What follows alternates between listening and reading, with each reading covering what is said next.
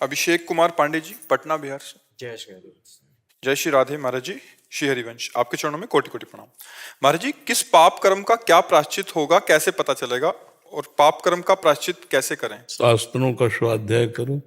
महाभारत में भगवान शिव से पार्वती जी प्रश्न करते जाते हैं कि आदमी अंधा क्यों होता है, तो उसके पाप का लकवा क्यों मार जाता है, उसकी बुद्धि क्यों खराब हो जाती है, उसका अंग ये क्यों विहीन। शास्त्रों में लिखा है, शास्त्रों का स्वाध्याय करो। अब ऐसे एक पाप हो 10 पाप हो तो बता दे, वृत्तियां हजारों हैं तो हजारों वृत्तियों का यदि असत में प्रयोग है तो सब पाप ही तो होगा। बिना सत के पाप से नहीं बचा जा सकता। असत चिंतन, असत भोग वासना, तो हमारा चिंतन पाप, हमारी क्रिया पाप, हमारा बोलना, हमारा देखना सब पाप में हो सकता है। सबसे बचना है तो भगवान के नाम का स्मरण करता जाए तो बुद्धि रूपी सारथी को ठीक रास्ते में नाम भगवान चलाएंगे।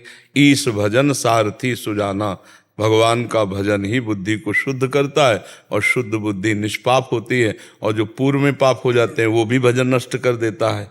नाम संकीर्तनम यस्य सर्व पाप प्रणाशनम। पर अगर ये जानकारी करने की किस पाप का क्या फल होता है तो महाभारत ले लीजिए, और उसमें देवाधिदेव महादेव पार्वती संवाद है जिसमें बहुत बड़ा प्रसंग है। सब में कौन सा पाप करने का क्या फल होता है, भ्रूण हत्या, गर्भ हत्या, इनका सबका क्या दंड मिलता है, सब लिखा हुआ है।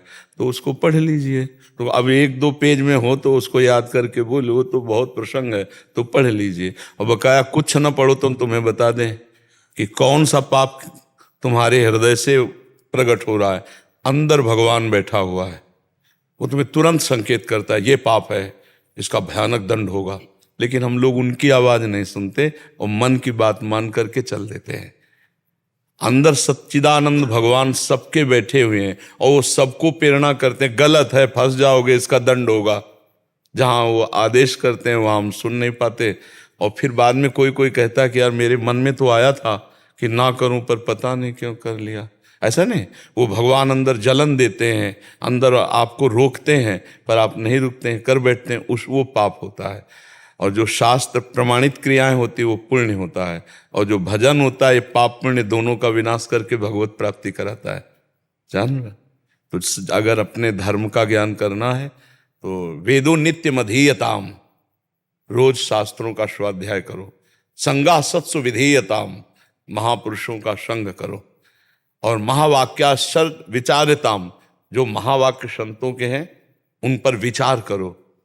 और एकांते सुखमाश्यताम, एकांत में बैठकर भगवत चिंतन करो।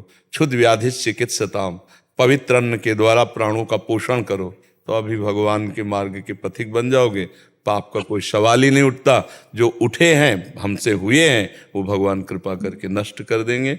नहीं, बहुत बड़ी दुर्गति है जीव की। वो देखने में जैसे घटनाएं हैं ना, तो लगता है दूसरों पे हो रही, मेरे पे तो होनी नहीं है, क्योंकि हम नहीं, वो अपने ऊपर भी है। आदमी मस्ती से जा रहा है, अपने साइड से जा रहा है, अब ड्राइवर का कंट्रोल चिथड़ा उड़ गए, ये पाप का कर्म आया, उसको नष्ट कर दिया। वो बैठे चाय पी रहा, पीछे से दीवार गिरी, दब के मर गया। मतलब जरा जरा से कितनी घटनाएं, शास्त्रों लाखों घटनाएं, ये सब अपने अपने कर्म का भोग भोगना होता है। और मनुष्य शरीर बना ही दो से है, पाप और पुण्य से। तो सबके जीवन में 2 घटनाएं घटती हैं, विपत्ति संपत्ति, सुख और दुख। इसी से मुक्त होने के लिए अध्यात्म है। संपूर्ण विपत्तियों का नाश, संपूर्ण दुख का नाश, एकमात्र आनंद ही आनंद। पाप अगर है तो संपूर्ण शब्द नहीं लगेगा, और पाप जहां खत्म हुआ तो फिर दुख है ही नहीं। आनंद है, भगवान का स्वरूप आनंद में, और अपना स्वरूप आनंद में। नहीं, ईश्वर अंश जीव अविनाशी, चेतन अमल, सहज सुख राशि।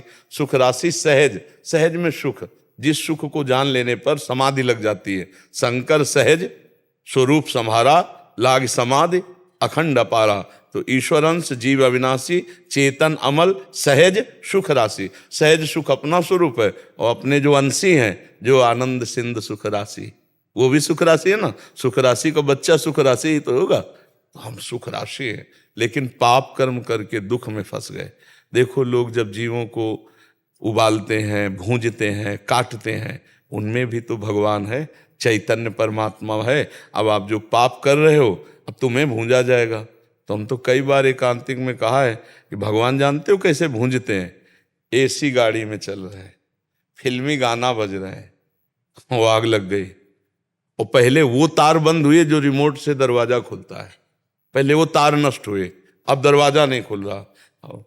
जैसे वो जीव तुमने कढ़ाई में डाला था ना, वो चिटिक चिटिक करके वहीं मर गया तड़प तड़प के। अब ऐसे गाड़ी में, एसी गाड़ी में, बाहर से लोग तमाशा देख रहे हैं, वो भुन गए इतने में। बहुत अवश्य में वो भोक्तव्यम कृतम कर्म शुभाशुभम। एक तितली की गुदा में कांटा डाल के छोड़ दिया था मांडव ऋषि ने, तो शूली अंदर डाली गई थी। एक बाण से ऐसे उठा करके सांप को कांटों की झाड़ी में फेंक दिया था, तो 6 महीना बाणों की सैया पे भीष्म पितामह जी रहे। हम तुम क्या चीज हैं? बड़े बड़े ऋषि मुनियों को भोगना पड़ता है, इसलिए डरो तुम्हारे द्वारा कोई पाप ना हो जाए। और वो डर तुम्हें निडर कर देगा। जो कानून से डरता है, शास्त्र से डरता है, भगवान से डरता है, समाज से डरता है, वो महान हो जाता है। और जो इनसे नहीं डरता है, वो भ्रष्ट नीच पुरुष हो जाता है। आप देख लो, समाज का भय ना हो, कानून का भय ना हो, भगवान का भय ना हो, तो फिर क्या, वो राक्षस ही हो जाएगा। देख लो, जिनको भय नहीं वो राक्षस हैं, और जिनको भय है कि यार 4 लोग क्या कहेंगे, बस यही डर उसको संभाल देगा। नहीं यार, हम ऐसा नहीं करेंगे। समाज का भय, भगवान का भय, तो ये हमें निष्पाप बनाता है। तो हम पापों का फल पड़े या ना पड़े, सीधे पापों का विनाश करें ना, जो भी हो उनका विनाश होता है भगवान नाम से। भगवान की शरण में हो जाओ, खूब नाम जप करो, और अब लो नशानी, अब ना, आज तक किया अब नहीं करूंगा, सबका मंगल हो जाएगा। भगवान बड़े कृपालु हैं, अगर वो क्षमा ना करें तो हम लोगों की सबकी दुर्गति हो जाए। सबसे पाप होते हैं, नहीं होते?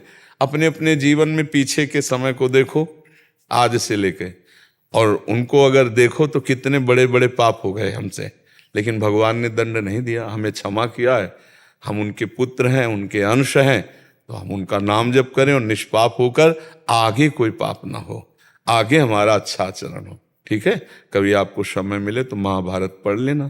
गीता पृष्ठ गोरखपुर से आती है, और 3रे 4थे खंड, जिस खंड में हो देख लेना, शिव पार्वती संवाद, और बड़ा प्रसंग है उसमें।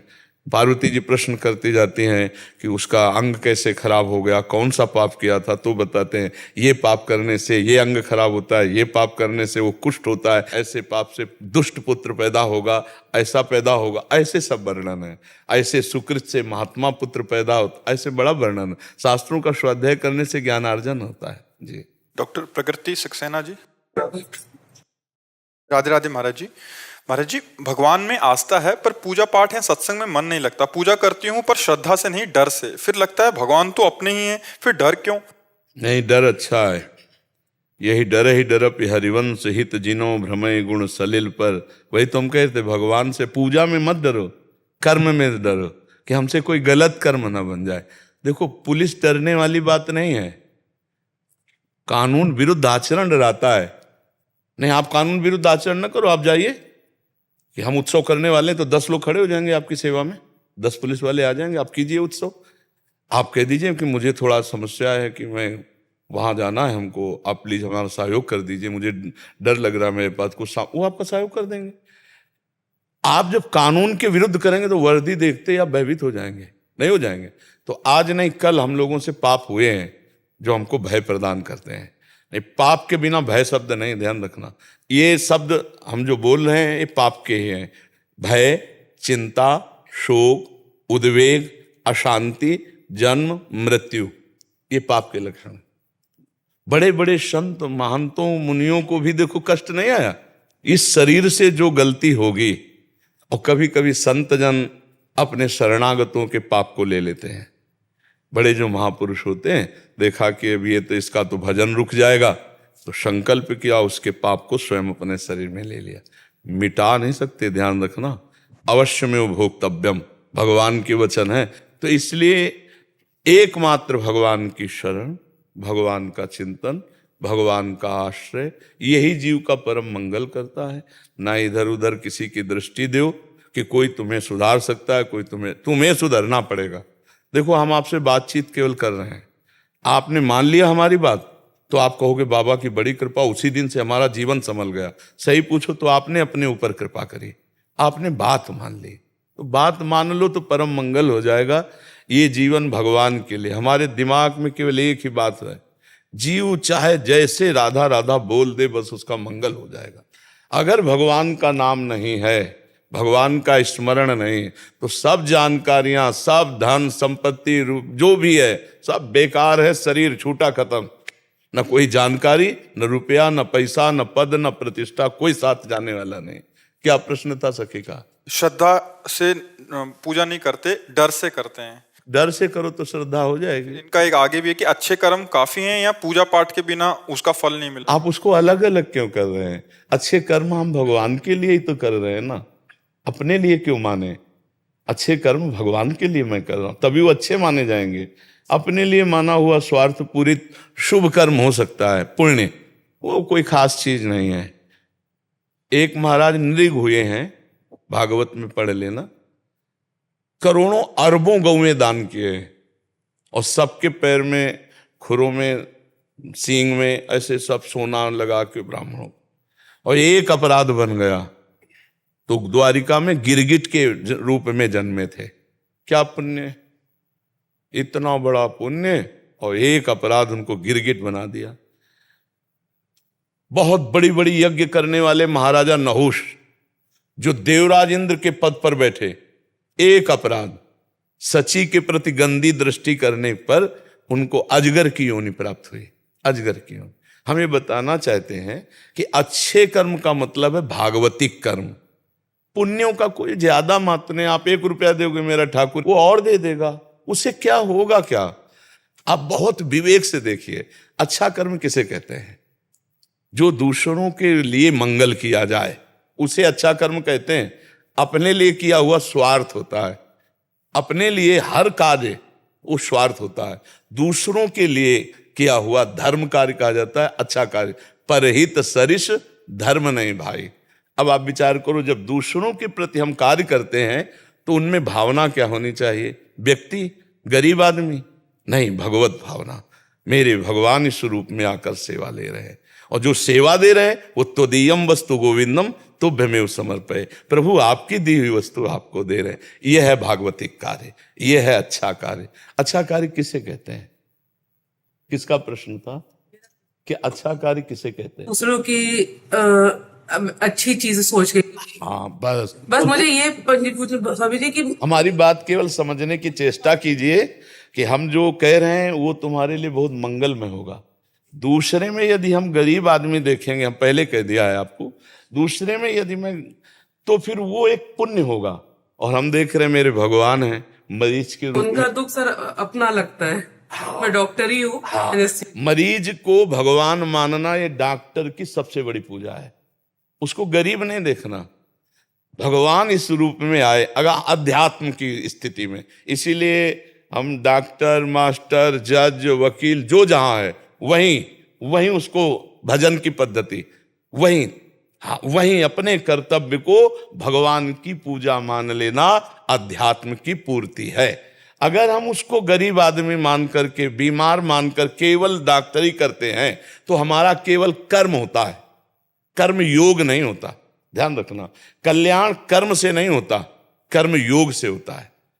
आप कर्म करते हैं, आपको पैसा मिलता है। कर्म योग करेंगे तो पैसा भी मिलेगा, भगवान भी मिलेंगे। कितना बढ़िया लाभ हो गया केवल उस मरीज में भगवत भावना करने। मेरे प्रभु इस रूप में पधारे, जो प्रभु ने मुझे ज्ञान दिया उसके द्वारा मैं उसका दुख दूर कर रहे, जो सामने आया हुआ प्रभु बढ़िया मंगल हो गया। अध्यात्म भगवत भाव सिखाता है। अगर अच्युत भाव, भगवत भाव नहीं है तो हर कार्य आपका व्यर्थ है। हर कार्य ऊंचा से ऊंचा, क्योंकि उसका होगा पुण्य, और पुण्य से मिलेंगे ऊपर के लोग। तो आ ब्रह्म भूनान लोकान पुनरावर्तिनो अर्जुन, ब्रह्म लोक तक तो परिवर्तन ही परिवर्तन नाशवान है। आ ब्रह्म स्तंभ पर्यंतम सर्वम मायामयम जगत, तो लाभ क्या मिला? और अगर हम भगवान की भावना करके एक कुत्ते को भी रोटी डाल देते हैं तो वो भी भगवत प्राप्ति के योग्य कार्य बन गया। हमारी बात को समझना। नामदेव जी ने जब कुत्ते में भगवान की भावना करके रोटी दी तो वहीं विट्ठल भगवान प्रकट हो गए। तो हमें जीवन मिला है भगवत प्राप्ति के लिए। तो भगवत प्राप्ति कैसे होगी? जो भगवान ने हमें कार्य दिया है, जो कार्य, किसान हो, व्यापारी हो, जो भी आप कार्य कर रहे हो, उसे अपने धर्म के अनुसार करो और उसे भगवान को अर्पित कर दो। और जितना बन सके नाम जप करो। आप गृहस्थ में होते हुए भी महात्मा हैं। अच्छा, इसमें कोई परेशानी की जरूरत नहीं, इसमें कोई परेशानी की जरूरत नहीं। जैसे आप डॉक्टर, भगवान ने आपको ज्ञान दिया है, हजारों मरीजों के दुख का निवारण करने की योग्यता आप में है। अब आप पैसे की प्रधानता न रख के भगवत भाव रखें। तो जहां अर्थ की प्रधानता है, वो चाहे जितना तुम कर्म करो, वो दो ही श्रेणी में रहेगा, शुभ और अशुभ। और जहां भगवत भाव की प्रधानता है, वो शुभ अशुभ को विध्वंस करके वो कर्म योग बन गया। और कर्म योग भगवान से सीधे जुड़ाता है। तो काम तो वही कर रहे हो, भगवान से जुड़ गए, कितनी बढ़िया बात हो गई। तो इसलिए हर कर्म भगवान को समर्पित करें, हर कर्म भगवत भाव से करें। और हर कर्म में जो भी हम सेवा कर रहे हैं, वो भगवान की दी हुई बुद्धि या वस्तु से कर रहे हैं। बढ़िया, एकदम निष्काम, अहंकार रहित वो महात्मा है। चाहे वो किसान हो, चाहे व्यापारी हो, चाहे डॉक्टर हो, चाहे वकील हो, चाहे जज हो, कोई भी हो, अपने कर्तव्य का पालन। दो बातें जिसमें आ गई वो नष्ट हो जाएगा, प्रलोभन या भय। भय या प्रलोभन। कैसा भय? आप इस मरीज को हटाइए, समाप्त कीजिए। अब कुछ भी हो जाए, वो मरीज तुम्हारे लिए भगवान, उसकी रक्षा करना, उसकी सुरक्षा तुम्हारा है। कानून का सहयोग लो, हर सहयोग लो, डरो मत एकदम, नहीं तो आप अपने धर्म से चूक कर बैठेंगे। और प्रलोभन, ये रुपया लो। एक डॉक्टर साहब आए थे, उन्होंने कहा था हमारे पास कितने ऐसे लोग आते हैं जो अपने परिवार वालों को मारने के लिए ऐसे जहर की आकांक्षा करते हैं जो 2 महीने, 3 महीने, 4 महीने में धीरे धीरे मार दे, और बड़ी मोटी रकम मिलती है। क्या वो लेना पाप है? तो हम कहा आप बताओ जरा विचार करके। हमसे पूछ ले, आप ही बताओ, आप ही बताओ। तो बोले है तो गलत। तो हम कहा फिर चूक मत करना। तो ये आप जो अच्छे कार्य हैं, वो भागवतिक कार्य में तो कर्मयोग बन जाएगा, भगवान की प्राप्ति हो जाएगी। संजय अग्रवाल जी, राधे राधे। न्यायाधीश। महाराज जी, आपके चरणों में कोटि कोटि प्रणाम। महाराज जी, वृंदावन परिक्रमा और गोवर्धन परिक्रमा के फल में क्या अंतर है? कोई नहीं अंतर है। ये प्रिया प्रीतम की क्रीड़ा भूमि वृंदावन, ऐसे प्रिया प्रीतम की क्रीड़ा भूमि गिरिराज जी। उनकी तलहटी में भी तो श्यामा श्याम खेलते हैं। हाँ, उसमें कोई अंतर नहीं। चाहे वृंदावन की लगाओ, चाहे गिरिराज जी की लगाओ, चाहे बरसाने की लगाओ, सब प्रभु के ही हैं, प्रिया प्रीतम के ही घर हैं। अब ये कि जिनको शरीर में ज्यादा सामर्थ्य है, वही गिरिराज जी की परिक्रमा लगा सकते हैं। 21 किलोमीटर पैदल जिनमें थोड़ा बल है, नहीं बल है तो 6 किलोमीटर बरसाने की लगा लो। और वृंदावन की है तो 12-14 किलोमीटर होगी। 12-14 किलोमीटर है, 12 किलोमीटर, हाँ ऐसे होगी। तो अच्छा, और भी ना कुछ लगा पाओ तो राधा वल्लभ जी, बिहारी जी की 4 परिक्रमा कर लो मंदिर की, वही फल मिल जाएगा। सबके लिए भगवान ने बना। अब जैसे शरीर है तो उत्साह पूर्वक 21 किलोमीटर वाली पकड़ना चाहिए कि थोड़ा थके, थोड़ा कष्ट आवे शरीर में, हमारे पाप नष्ट हो, भगवान की कृपा मिले। तो अगर हो सके तो एक बार तो जरूर लगानी चाहिए। हाँ, कोई कोई तो 3-3 परिक्रमा गिरिराज जी की रोज लगाते हैं। कोई संत भगवान ऐसे हैं 3 परिक्रमा रोज लगाते गिरिराज जी की। और कोई कोई तो मतलब ब्रज 84 कोस की भी परिक्रमा। तो अपने कम से कम जब ब्रज में आवे तो एक एक परिक्रमा चयन कर लें कि इस बार गिरिराज जी की, फिर कभी बरसाने की, कभी वृंदा। इससे पवित्र होता है। सब तीर्थों के अवगाहन से जो फल मिलता है ना, ब्रज भूमि में किसी भी जगह परिक्रमा और लोटपोट हो जाए, उससे सब पाप नष्ट हो जाते हैं जी। अभी महाराज जी आज्ञा होती, किसी ने एक बार, मैं परिक्रमा कर रहा था महाराज जी, मैंने दोनों परिक्रमा की हुई है, तो उन्होंने कहा कि गोवर्धन महाराज जी की परिक्रमा करोगे तो आपकी कोई इच्छा पूर्ति होती है, और वृंदावन जी की परिक्रमा करोगे तो आपको मोक्ष की प्राप्ति होती है। ऐसा कुछ नहीं, गिरिराज जी केवल इच्छा ही पूर्ति नहीं करते, गिरिराज जी भगवत प्राप्त कराने में पूर्ण सामर्थ्यशाली हैं। भगवत साक्षात्कार गिरिराज जी की तलहटी में कितने सिद्धों को होता है।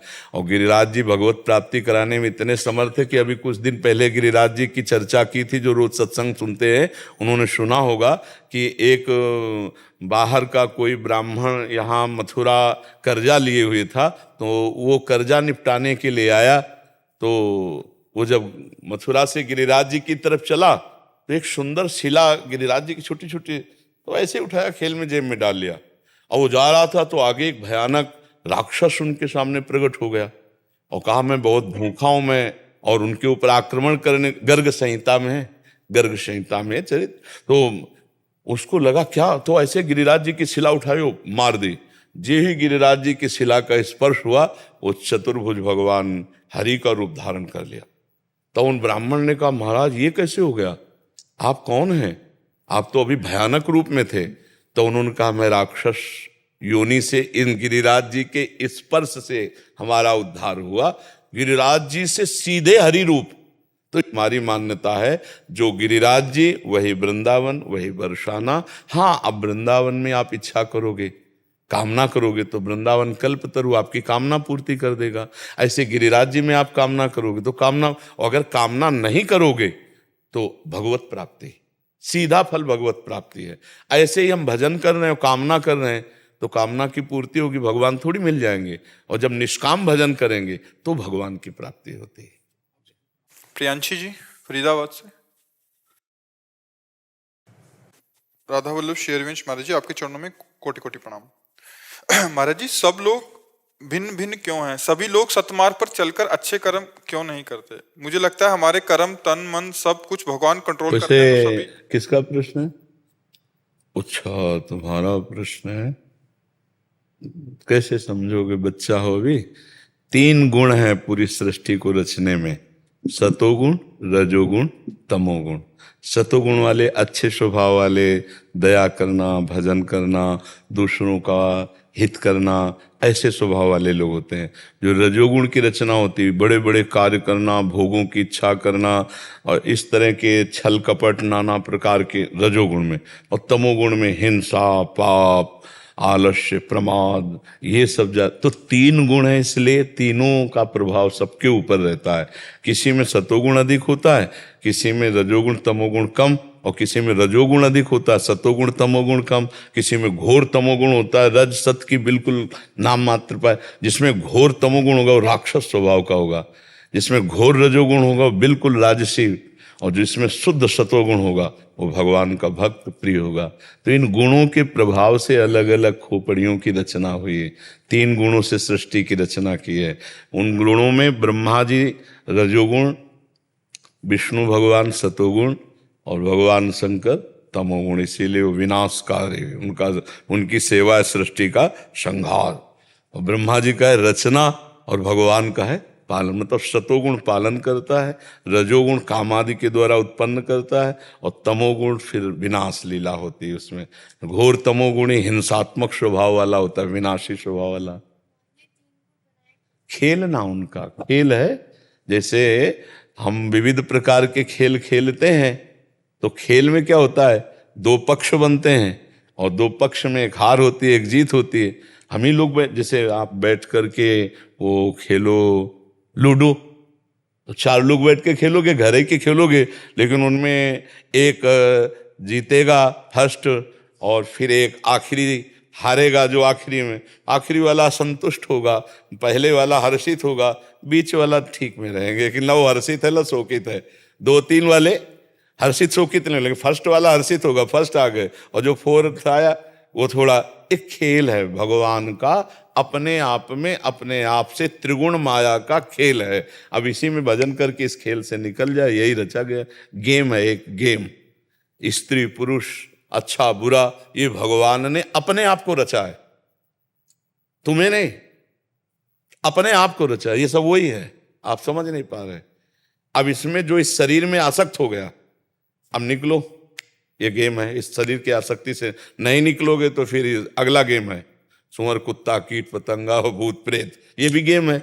और अगर भजन कर ले गए तो जीवन मुक्त हो गए, गेम में फर्स्ट क्लास पास हो गए, और भगवान गले लगा लिए। अब ये गेम है बच्चा। अब गेम क्यों, तो फिर इसका उत्तर लेगा। एको हम बहुश्यामा, ये गेम है उनका।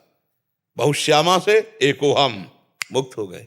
एको ब्रह्म द्वितीयो नास्ति, अनुभव करो, मुक्त हो गए अपने आप से। हम बोले भगवान ने मुझे क्यों फंसा दिया, तुम कौन हो? वही तो हो, यही नहीं जान रहे इसलिए फंसे हो। यही जान लो, मुक्त हो जाओगे। जानत तुम्हें तुम्हें हो जाएगी। अब बच्चा हो, धीरे धीरे अभी नाम जप करो, फिर आगे चलकर भगवान से प्रार्थना करना कि इस गेम को क्यों बनाया मालिक, और इस गेम से निकालो हमें, तो वो सब बता देंगे। सोई जाने जे देहु जनाई और जानत तुम्हें, तुम्हें वही जान सकता है जिसे भगवान जना दें, और जो जान गया वो भगवत स्वरूप हो जाता है, क्योंकि भगवत स्वरूप था, भगवत स्वरूप है, भगवत स्वरूप रहेगा। भूल से शरीरों को मैं मानकर दुर्गति हो रही है। अभी बच्चा हो, नाम जप करो, ठीक है। अच्छा, पंडित जी बाबा महाराज पंडित जी बाबा जी का 125वीं जन्म जयंती हाथ स्मरण की प्रत्येक वर्ष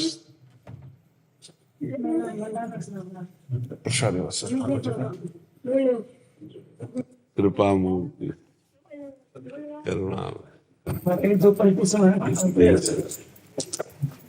स्वामिनी जी को मेरी सुध को करा, लाडली जी को मेरी सुध कौन करावे, ऐसो को जो मो गरीब की बरबस गावे, उन्हें मेरी सुध कौन करावे।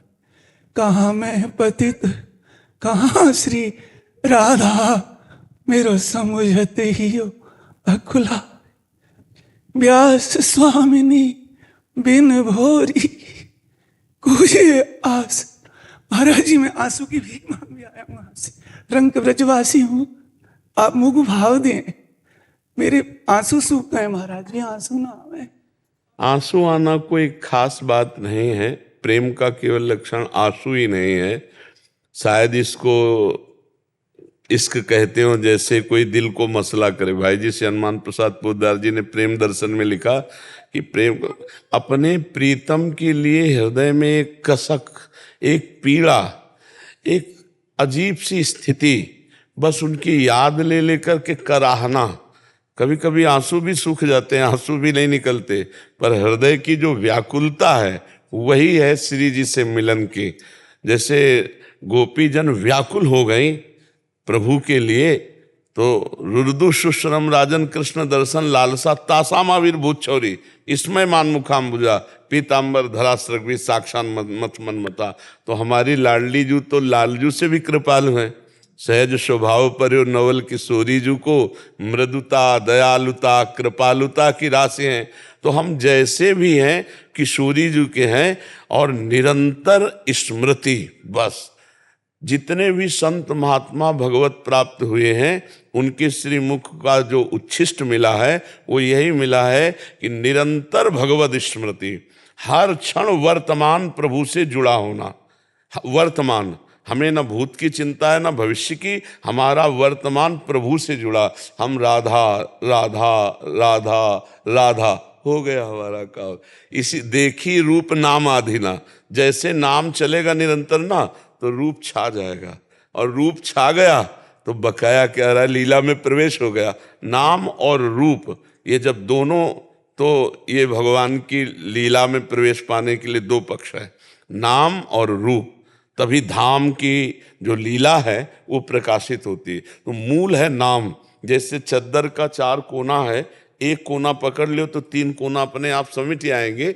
नाम रूप लीला धाम, तो नाम पकड़ लिया राधा राधा, तो नाम रूप को पकड़ के प्रकाशित करेगा, और रूपाशक्ति लीला में प्रवेश करा देगा, और जहाँ लीला हो रही वो धाम अपने आप प्रकाशित हो जाएगा। हम निरंतर नाम परायण रहें, और नाम के लिए सबसे खास बात महाप्रभु चैतन्य देव जी ने कही, तृणादपि सुनी चेन तरोरु सहिष्णुना अमानिना मान देन कीर्तनिया सदा हरि। यदि हम चराचर जगत को अपने स्वामी का रूप मानकर दैन्य भाव से अपने को तृण से भी नीच समझें, और भगवान के द्वारा दिया हुआ प्रसाद मान करके हर प्रतिकूलता को आनंद पूर्वक सहें, तरोरी सहिष्णुना, और दूसरों को मान देते हुए स्वयं अमानी रहें, तो भगवान के नाम स्मरण का प्रभाव निश्चित रूप प्रकाशित कर देगा, रूप निश्चित लीला में प्रवेश पहुंचा देगा। ये सब लीला सिद्ध महापुरुष हैं, जिनकी आप सेवा और शरण में, ये सब लीला में पहुंचे हुए महापुरुष हैं। नित्य लीला में अभी विराजमान है वृंदावन में। भाई जी, राधा बाबा, पूज्य पंडित जी बाबा, ये सब यही विराजमान है। हाँ जी। अमित अग्रवाल जी लखनऊ से। राधे राधे। राधे राधे महाराज जी, आपके चरणों में कोटि कोटि प्रणाम। महाराज जी, अपने विकारों पर काम कर रहा हूँ, बट कभी कभी लगता है क्यों मन को मारें, छोटा सा जीवन है, क्यों औरों की तरह हम भी करें, हाँ, मृत्यु तो तो नरक शाश्वत की है। व्यवस्था कर लें। मन को ना मार करके, मनमानी आचरण करके इस छोटे से जीवन में अनंत काल के लिए दुर्गति की व्यवस्था कर लें। ये बुद्धिमानी होगी क्या अपने लिए? अगर हम अपने मन को निर्विषय करके परमात्मा में स्थापित कर देते हैं इस छोटे से जीवन में, तो अनंत जन्मों की बिगड़ी हम बना लेते हैं। और अगर हम अपने मन को छूट देते हैं, मनमानी भोग भोगते हैं, तो फिर हमारी दुर्गति नहीं हो जाएगी। तो हमको अपने अनंत जन्मों को बनाने की फिक्र है या बिगाड़ने की हमको इसमें छूट देनी है? आप विवेकवान हैं, आप विचार करके देखिए। मना कष्टान इंद्रियाणी प्रकृति स्थानी कर सती। हमारे को जन्म मिला परमात्मा के स्थान में इनको लगाना है, मन और इंद्रियों को। तो हमें जीवन जीना है तो विषय भोगना है। विषय के बिना शरीर चल नहीं सकता। तो हमारे लिए भगवान ने धर्मयुक्त विषय बनाया है, नहीं बनाया?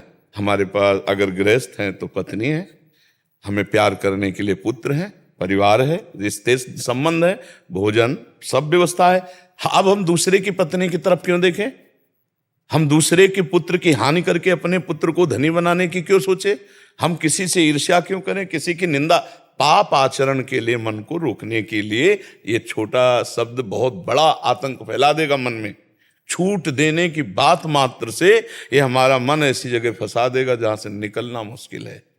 भले हम नहीं रोक पा रहे हैं, लेकिन हम रोकने का प्रयास करेंगे, छूट नहीं देंगे। जो आपने कहा कि हम इस पर काम कर रहे हैं, अर्थात हम प्रयासरत हैं। पर ये जो बुद्धि की एक छोटी सी बात कि यार मौज क्यों नहीं ले लेते, तो मौज किसे कहते हैं? क्या मौत को तुम मौज मानोगे? मस्ती लेनी है तो देखो, कृष्ण कृष्ण बोल के देखो, कृष्ण में अपने चित्त को लगा। जब उनकी रूप माधुरी सामने आती तो ऐसा लगता है हृदय फटेगा। वही हमारे प्रीतम है, वही हमारे अंशी हैं। हम अपने जीवन को, अच्छा हम एकदम घर जैसी बात कर रहे हैं। संसार में सबसे बड़ा सुख क्या है? अब हम आपको एक एक सुख में दिखा रहे हैं। रुपए का कोई सुख नहीं है, सुख होता है उससे भोगों का। ध्यान रखना, अगर रुपए का सुख हो तो 10-20 ट्रक आपके सामने अब 2000 के नोट डाल दिए जाए, भला आपको इतना भी सुख हो तो बताना। 500 रुपए जैसा भी सुख नहीं होगा, क्योंकि उससे कुछ नहीं खरीदा जा सकता। मतलब रुपया केवल योग्यता उसकी विषय खरीदने की है, ठीक है?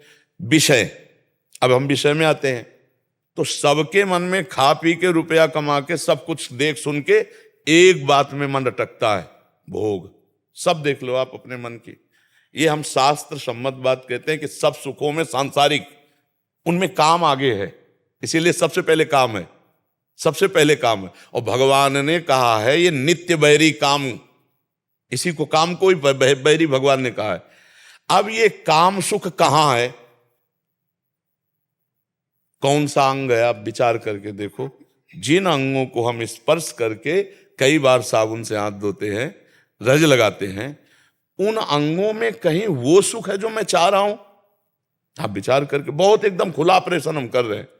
पूरे संसार के सुख का केंद्र यहां माया रखे।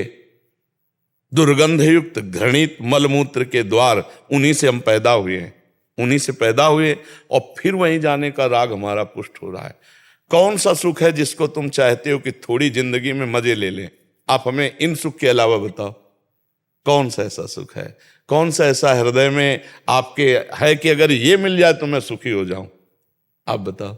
धन जितना भी आता है उतना भी कम लगता है, तो भोग जितना भी भोग लो उतना भी कम लगता उतना है। भी कम। यही माया है, यही माया है। जब तक आप भगवान श्री कृष्णचंद्र जी के चरणों का आश्रय लेकर निरंतर भजन में नहीं लगोगे, तब तक दैवी हेषा गुणमयी मम माया दुरत्तया मामे ये प्रपद्यन्ते माया में ताम तरन्ति ते।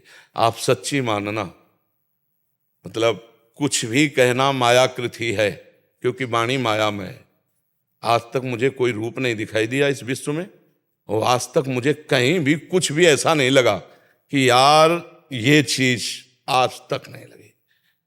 बचपन से भगवान के मार्ग में जिधर देखो गौर से देखो तो बस या तो वो जिसका हमने लक्ष्य किया है, और अगर वो नहीं तो ऐसा दिखाई देता है जैसे मकान में आग लगा दी जाए तो खंडहर, कुछ नहीं है।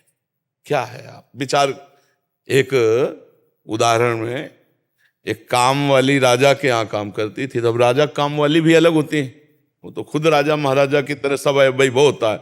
एक लड़का था उसका, एक दिन वो अपनी माँ के साथ महल तक गया, वहां राजकुमारी को देखा।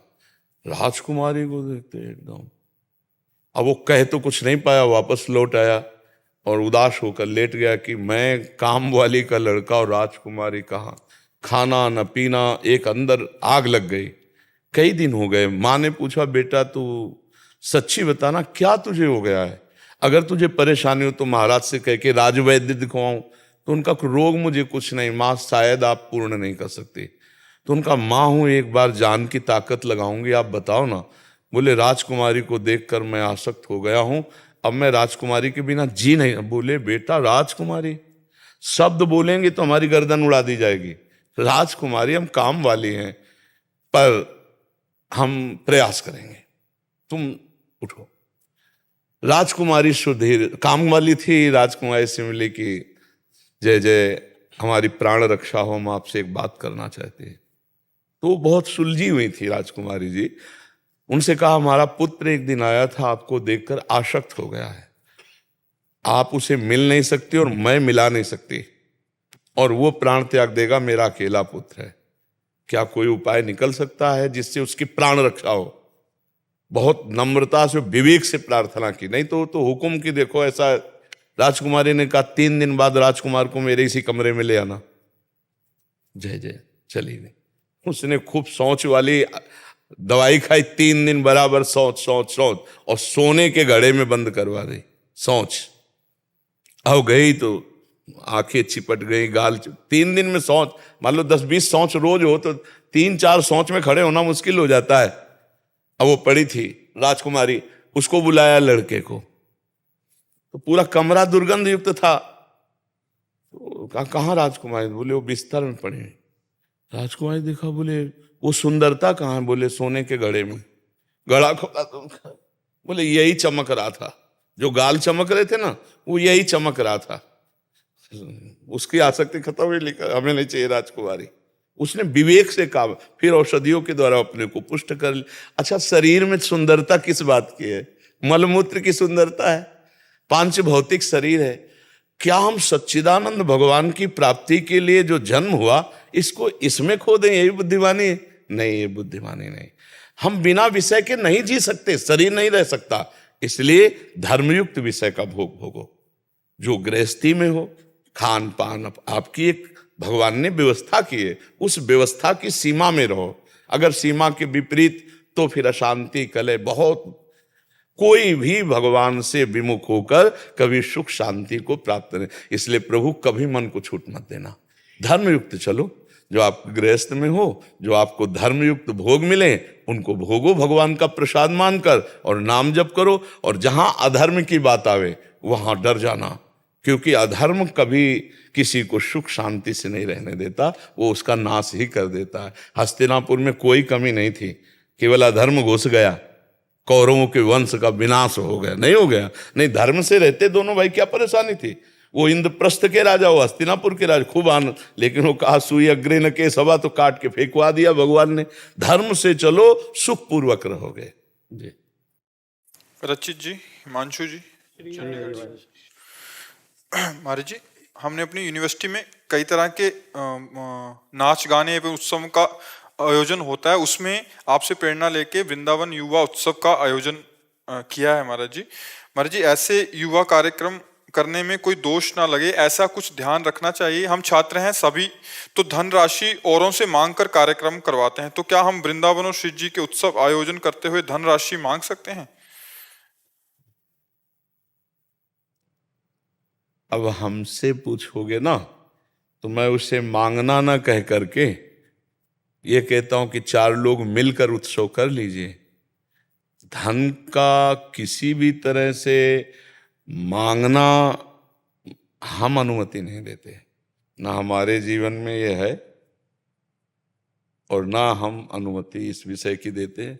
ये कि आप 8-10 लोग मिल जाओ और आपस में धन लगा के उत्सव करो।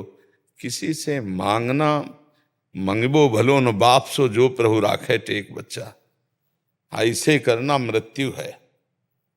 ऐसे करना अमृत है। ऐसे बनो कि यार किसी के लिए ऐसा न करना पड़े। हम ये नहीं सिखाएंगे बच्चा तुम्हें। 10 जवान तुम हो, युवक हो, आपस में 100 500 1000 जो तुम्हारी सामर्थ्य, ऐसे ये हमारे न जीवन में रहा बच्चा, और ना इसकी हम कभी अनुमति किसी को देंगे। हमारा सिद्धांत है मंगबो भलो न बाप सो जो प्रभु राखे टेक, और उसी सिद्धांत से सब खेल हो रहे हैं, सब उत्सव हो रहे हैं, सब बात हो रही। अपने आप ऐसा ना, अपने आप वो व्यवस्था, भगवान व्यवस्था, एक एक बात हमारे भगवान सुन रहे हैं, देख रहे हैं और कर रहे हैं। इसलिए अभी नौजवान हो, अगर आदत बना ली किसी उत्सव के लिए अर्थ मांगना, तो धीरे धीरे मांगने की आदत पुष्ट हो जाएगी। नहीं, हम ये उत्सव करना चाहते हैं, जिसको मन हो सहयोग कर दो, नहीं तो उत्सव फिर ऐसा उत्सव क्या जिसमें गिड़गिड़ाना पड़े। उत्सव तो हृदय का होता है। हम 4 लोग मिल करके अपने वो उत्सव करेंगे जिसमें इतना अर्थ नहीं लगता, और अर्थ जितना है वो हम आपस में लगा ले, उतना करो। गिड़गिड़ाना ना पड़े यार। किसी से पैसा मांगना मतलब मृत्यु समझो, हम तो ऐसे लगता है। किसी के आगे ऐसे करो ना, और फिर वो किस लिए उत्सव का क्या उत्सव है कोई कागज आपके पास? यार तुम लोग फ्रॉड तो नहीं हो कि मांगते हो और बस ऐसे। अब बताओ ये क्या होगा? अगर किसी ने ऐसा कह दिया तो ये तुम्हारे लिए क्या हो? इसलिए बच्चा, मुझे लगता है कि अपने मित्रों से जो आपके जानकार हैं, आपस में संगोष्ठी करके और फिर उत्सव कर लो। किसी से मांगो मत। ये ऐसा उत्सव किसी काम करने जिसके में हमें अर्थ के आगे किसी के आगे हाथ फैलाना पड़े, क्यों? और आप विश्वास रखो, अगर भगवान को आश्रय लेकर के भगवान के लिए, तो हम तो पूरे जीवन भर ये देखते आए हैं। पूरे जीवन देल हार कोई और है, देत रहत दिल रैल, लोग भरम मोपे करे तासो नीचे नैन।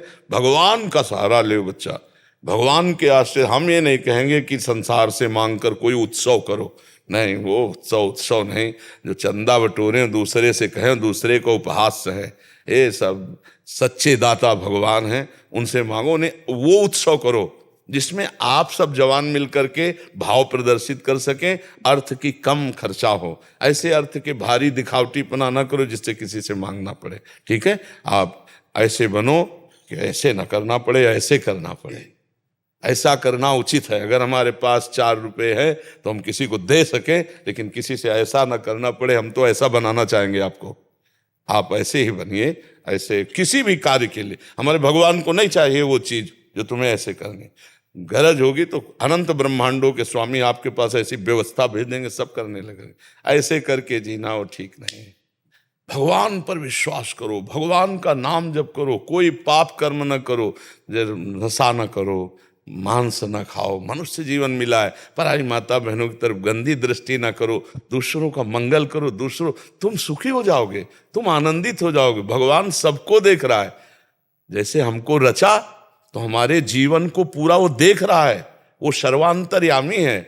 ऐसी जगह कोई नहीं जहां भगवान की दृष्टि ना हो। अगर ये याद रखोगे तो कोई पाप कर्म नहीं बनेगा। और एक बार आप भगवान पर विश्वास करके देखिए, जीवन की धारा बदल जाएगी बच्चा, जीवन की धारा बदल जाएगी। वो मच्छर को ब्रह्मा बना दे, ब्रह्मा को मच्छर बना दे, मसकई करें बिरंची अजय मसकते हैं। हो सकता है भगवान तुम्हारे द्वारा भारत का कौन सा कार्य करवाना चाहते हैं। सीधे कनेक्शन भगवान से रखो। हाँ, संसार के प्राणियों से नहीं, भगवान से। वो जो ऐसा हम जीवन में जिए हैं वही हमारे अंदर कहने का मन होता है। अगर भगवान से सीधे कनेक्शन है तो मंगल ही मंगल है। भगवान का नाम है मंगल भवन अमंगल है। और सब लोग परेशान हैं वासनाओं से, कामनाओं से। यही दूर करने के लिए तो आप आए हो, यही दूर करने के लिए। अच्छा, तुम किसी से मांगोगे और सब मांग रहे हैं तो यार भिखारियों से क्या मांगना। आप सच्ची मानिए, सब मांगता है, दाता तो सिर्फ भगवान है। सब मांगता है। अब देख लो, किसी को कोई मांग है, किसी को कोई मांग है, किसी को कोई मांग है। निष्काम तो 2 ही हैं, भगवान और भगवान के प्रेमी भक्तजन। प्रेमी तो खूब नाम जप करो, कोई गंदा आचरण मत करो। और मांगना है तो ऐसे से मांगो जहां मांगना मिट जाए। एक बार वो देख लेगा तो मांगना मिट जाएगा बच्चा। सब आनंदित रहो। ये बात हम सबके लिए कह रहे हैं। कभी भी भगवान से अपनापन करके मांगना, फिर देखना फोन नंबर तुरंत लग जाएगा। अपनापन करके हम लोग भगवान से, ये ठाकुर जी हमारा काम बन जाए, हम 500 रुपये एक भोग चढ़ा देंगे। यार नौकर समझे हो क्या कि 500 में काम कर देंगे, है? नहीं, लोग कहते ऐसे नहीं, ऐसे कभी पूर्ति नहीं होगी। लक्ष्मी जी नाराज हो जाती हैं, हमारे पति को नौकर समझ रहा, कह रहे 500 में इतना काम कर दो। नहीं, लोग कहते कि देखो 56 भोग लगाएंगे। ऐसे भगवान नहीं, ऐसे भगवान जैसा भी हो नाथ आपका हूं। प्रभु आपने गृहस्थी दी, ये काम दिया, ये समस्या है, नाथ आप जैसे उचित समझिए इस समस्या का समझ। प्रभु आपके सिवा कोई नहीं। ये है अपनेपन से भगवान से बात करना। ऐसी बात करके देखो फौरन सुनते हैं। जब अपना नाथ सकल संपदा तुम्हारी, मैं सेवक समेत सुतनारी, प्रभु आपका सब वैभव, ये समस्या है, आप समाधान करो। वो देख रहे हैं कि ये मेरे आश्रित है। और जब हम ऐसे बात करते हैं कि आपका फूल बंगला बनवा देंगे, आपको भोग लगवा देंगे, तो फिर वो भगवान, आप भगवान को भगवान का समझ रहे हैं कि जैसे किसी आदमी से काम करवाया जाता है, यार रुपया देंगे ये काम कर दो, अब वो काम कर दिया, उसे 500 रुपया दे दिया। तो ऐसे बिहारी जी को समझाए क्या?